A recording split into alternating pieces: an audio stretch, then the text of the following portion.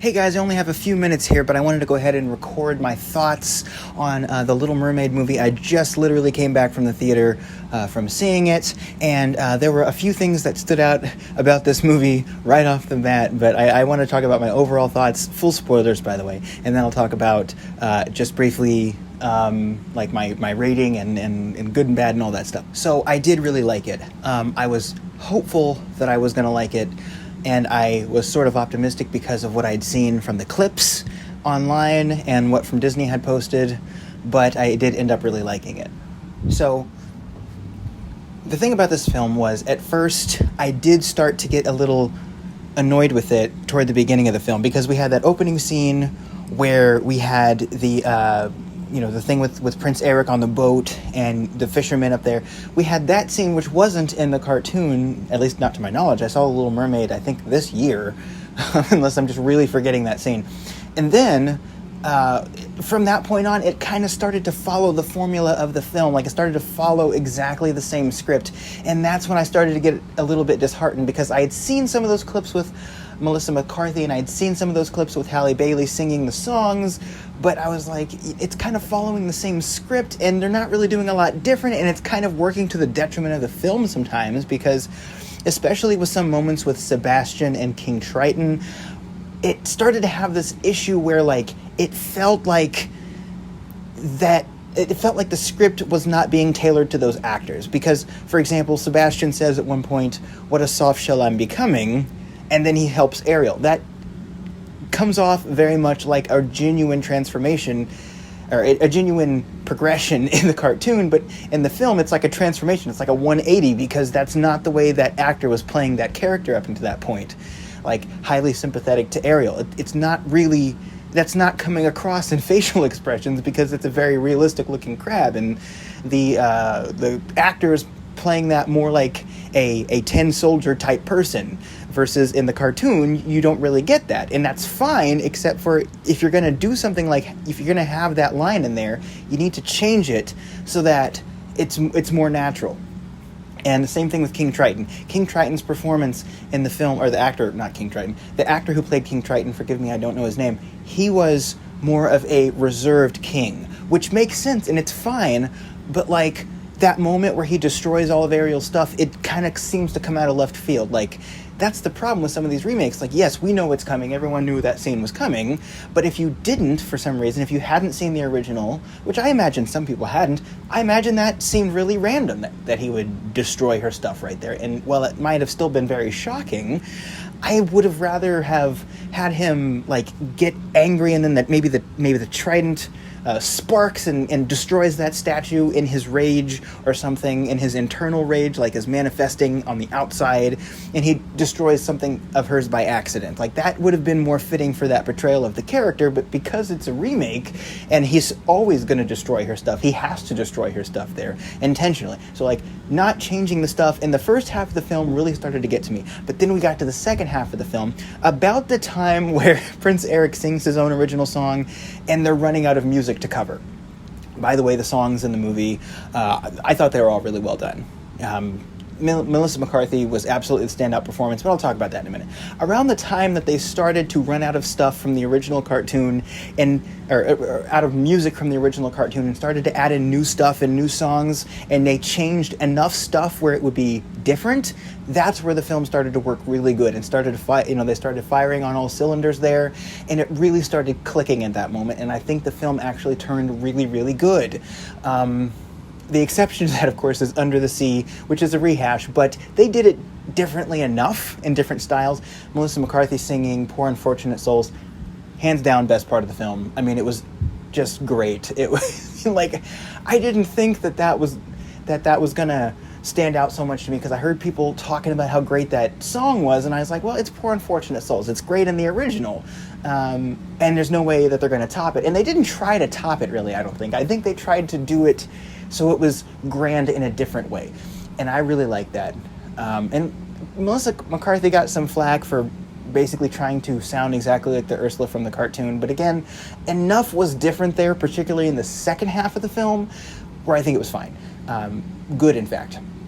So you had that, and then you have some things, like some little changes that made the film make so much more sense. Because in the original, Ariel is 16 years old, and her dad bullies her the whole film and is like a terrible father. And then at the end is like, yep, you can marry this guy you met on the same day that he was going to marry this other girl, who turned out to be the Sea Witch. But still, it's just like, it just, with her being 16, it made no sense, like, for that change to happen. But in this one, they kind of added in that thing from the Disney version, from a later film where King Triton lost his wife a long time ago, and now Ariel is an adult, and it's about her leaving home. It's kind of more of a coming of age thing, but she's like college age now, and he's trying to keep a tight grip on her because of what happened to his wife. That makes so much more sense than what they did in the original. So I'm so glad they changed that. It makes the ending work for me, and they let that ending breathe a little bit more.